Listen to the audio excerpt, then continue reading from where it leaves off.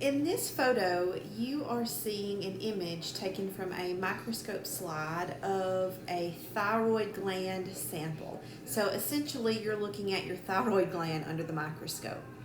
And there are a few distinguishing structures that you need to be able to recognize from this. So first off, remember that the thyroid gland secretes two main hormones, thyroid hormone and calcitonin.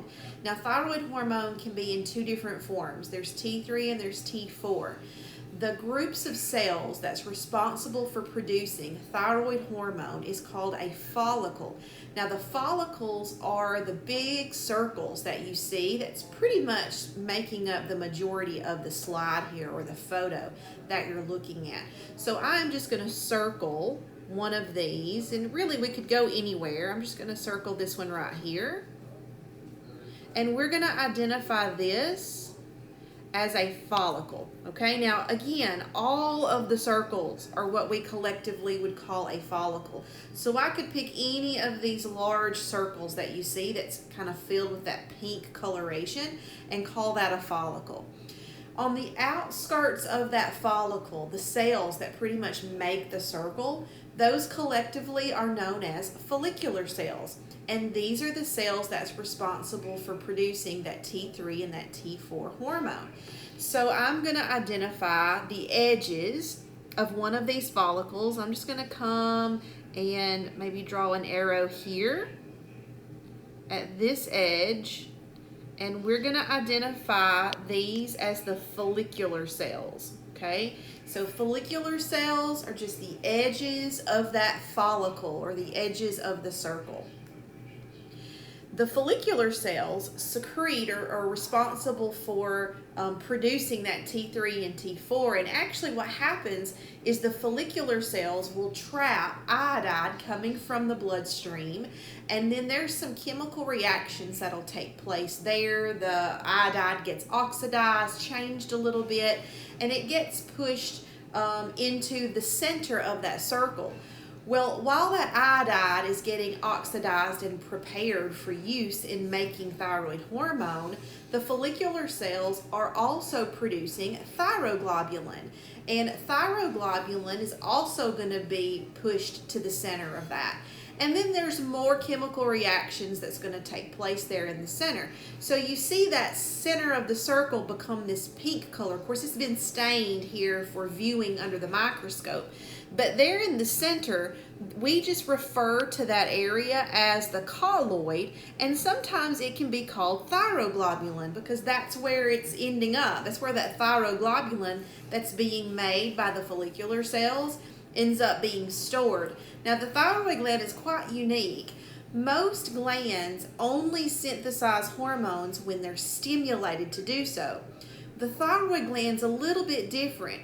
It makes hormones and stores it.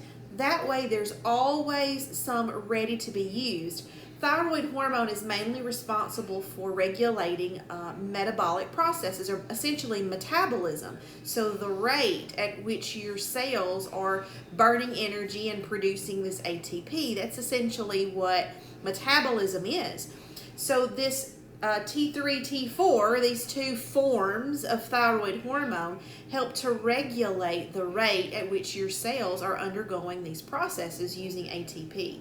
And sometimes it's higher, sometimes it's lower. But this is something that needs to be regulated all the time. So that thyroglobulin is pretty much stored thyroid hormone.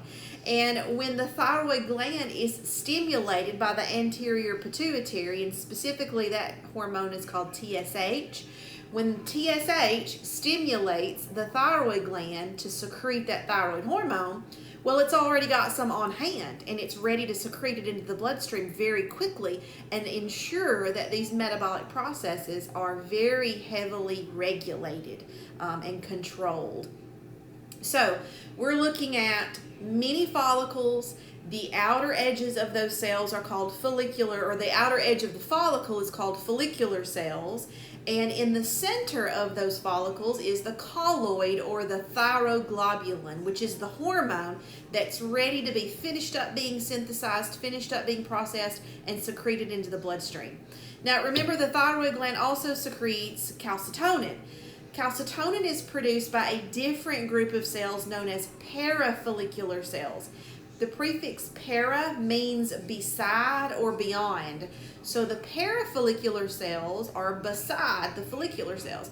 And it's this group of cells here, right in here, between the follicles. I'm going to draw an arrow, if you can see that big arrow right there.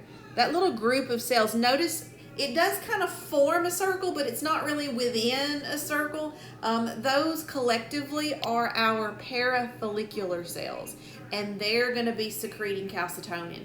Now, for test, you'll see a photo of a tissue sample from the thyroid gland, and I may simply ask you, what is this gland? And you be able to see all those circles and go, okay, I know that's got to be the thyroid gland.